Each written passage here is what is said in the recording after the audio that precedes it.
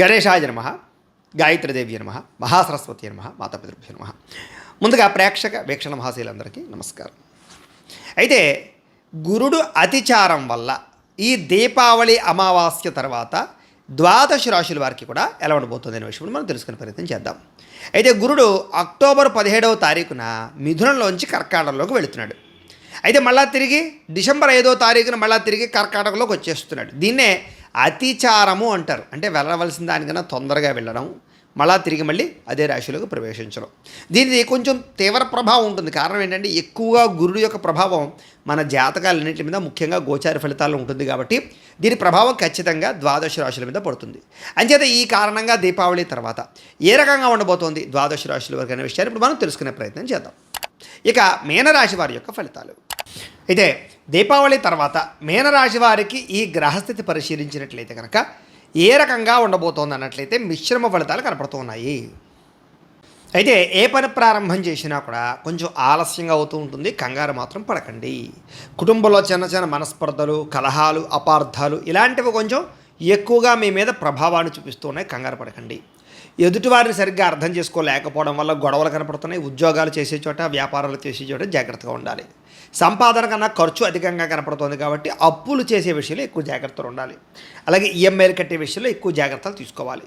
ఉద్యోగస్తులకి మంచి మంచి అవకాశాలను చేజార్చుకునే పరిస్థితి కనపడుతోంది. దూర బంధువుల నుంచి చెడు వార్త వినే అవకాశాలు, మిత్రులు కూడా మీకు ద్రోహం చేయడానికి ప్రయత్నం చేయడాలు, అంటే నమ్మక ద్రోహాలు లాంటివి పెరిగిపోవడాలు కనపడుతున్నాయి. విదేశీ ప్రయాణాలు లాంటివి కొంచెం వాయిదా వేసుకోండి. ఎందుకంటే అనుకూలంగా లేదు, వాతావరణం కలిసి వచ్చేలా లేదు, ఇబ్బందులు పడతారు. ఎదుటివారికి మీ మీద ఈర్ష్య, ద్వేషము, అసూయ బాగా పెరిగిపోతూ ఉంటాయి. కాబట్టి ప్రతి వ్యక్తితోటి కొంచెం జాగ్రత్తగా వ్యవహరించాలి. ఎంత ఉన్నా సంతృప్తి లేకపోవడము, అనుకున్నంత ఆదాయం రాకపోవడము, తప్పుడు ప్రదేశాల్లో డబ్బులు ఇన్వెస్ట్మెంట్లు చేయడాలు, ఇలాంటి వాటి వల్ల భారీ నష్టాలు కనపడుతున్నాయి. భరించలేని ఖర్చులు పెరిగిపోవడం అనమాట. అలాగే తప్పనిసరి పరిస్థితుల్లో అప్పులు చేయవలసి రావడాలు ఇలాంటివి కనపడుతున్నాయి. నిరుద్యోగులు కూడా ఎంత ప్రయత్నం చేసినా ఉద్యోగ అవకాశాలు కొంచెం ఆలస్యంగా మందకొడిగా సాగే పరిస్థితి కనపడుతోంది. అలాగే అధికారిక ఇబ్బందులు ఎక్కువగా ఉన్నాయి. ముఖ్యంగా ఉద్యోగస్తులందరూ చాలా జాగ్రత్తగా ఉండాలి. చాలా శ్రద్ధగా, బాధ్యతగా ఉద్యోగాలు చేయాలి. లేకపోతే ఉద్యోగాలు పోయే అవకాశాలు ఉన్నాయి. ముఖ్యంగా ప్రైవేటు ఉద్యోగస్తులు ఇంకా ఎక్కువ జాగ్రత్తగా ఉండాలి. అలాగే కష్టపడినా సరే ఎదుగుదల లేకపోవడం, గుర్తింపు లేకపోవడం మాత్రం కొంచెం మిమ్మల్ని కలచివేస్తూ ఉంటుంది. జాగ్రత్త. వివాదాలకి, కోర్టు సమస్యలకి, పోలీస్ కేసులకి ఇలాంటి వాటికి దూరంగా ఉండడానికి ప్రయత్నం చేయండి.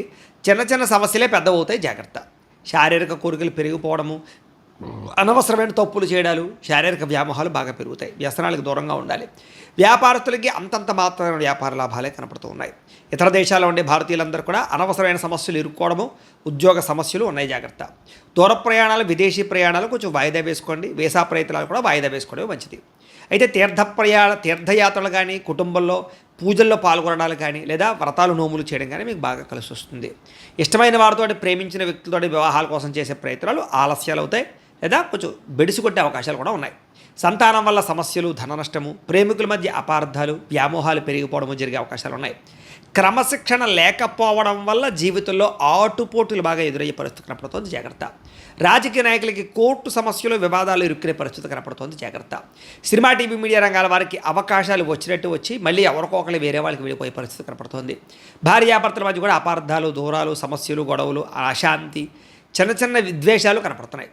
అలాగే సంతానం కూడా అనవసరంగా మీ సంతానం విపరీతంగా ఖర్చులు పెట్టే ప్రయత్నాల వల్ల కూడా మీకు ధన నష్టం కనపడుతుందని చెప్పొచ్చు.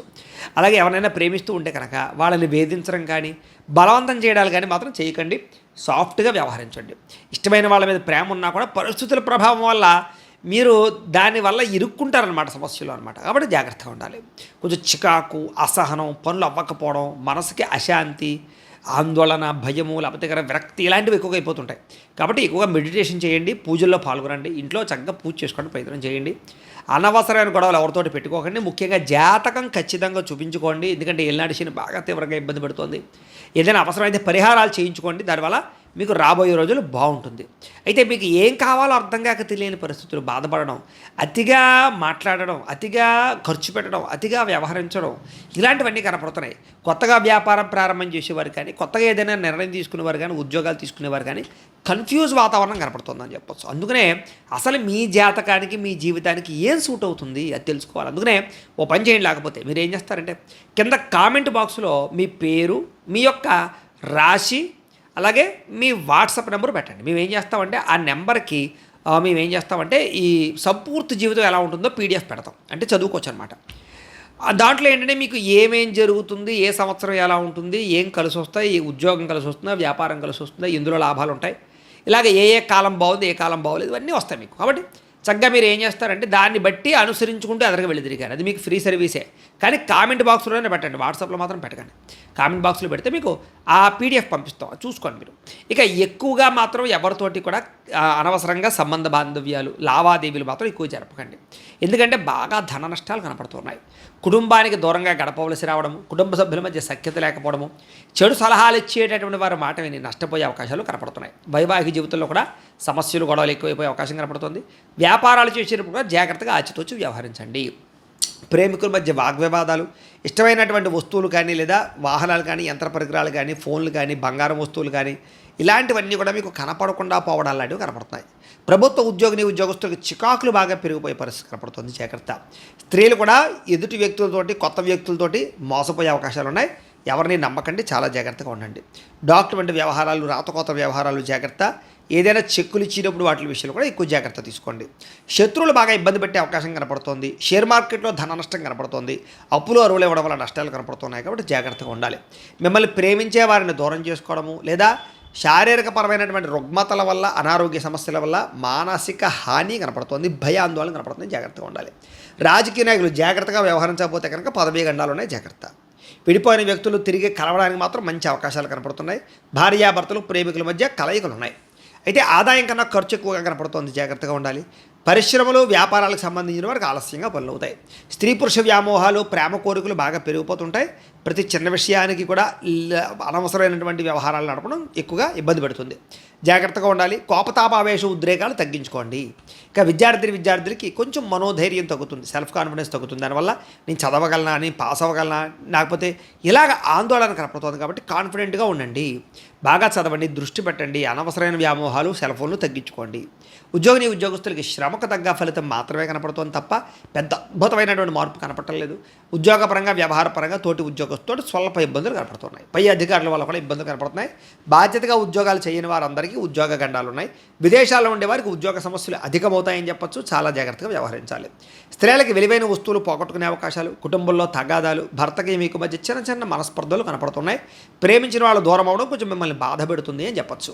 అయితే ఆరోగ్యం పట్ల ఎక్కువ శ్రద్ధ పెట్టండి. ఇంట్లో సమస్యల పట్ల ఎక్కువ శ్రద్ధ పెట్టండి. సామరస్యంగా ఉండండి. కోపతాపాయ విషయాలు తగ్గించుకోండి. వ్యాపారంలో సామాన్య లాభాలే కనపడుతున్నాయి. మీరు వేసుకున్న ప్రణాళికలు కానీ, వ్యవహారాలు కానీ ఆలస్యంగానే సాగుతాయి. కంగారు పడకండి, అంతంత మాత్రం వ్యాపార లాభాలు ఉన్నాయి. కొత్త వ్యాపారాలు ప్రారంభించేటప్పుడు మాత్రం ఒకసారి జాతక పరిశీలన చేయించుకుంటూ ఉండండి. మంచి మంచి అవకాశాలు మాత్రం వస్తాయి. ఆచితూచి మాత్రం వ్యవహరించాలి. అయితే ప్రేక్షకులకి ముఖ్య గమనం ఏమిటయ్యా అన్నట్లయితే కనుక, ఇప్పటిదాకా మేము చెప్పినటువంటి ఈ ఫలితాలన్నీ కూడా గోచార ఫలితాలు, అంటే ఈ రాశిలో ఉండేటటువంటి కోటానుకోట్ల మంది అందరికీ వర్తిస్తాయి. కాబట్టి ఆ రకంగా వినే ప్రయత్నాలు చేయండి.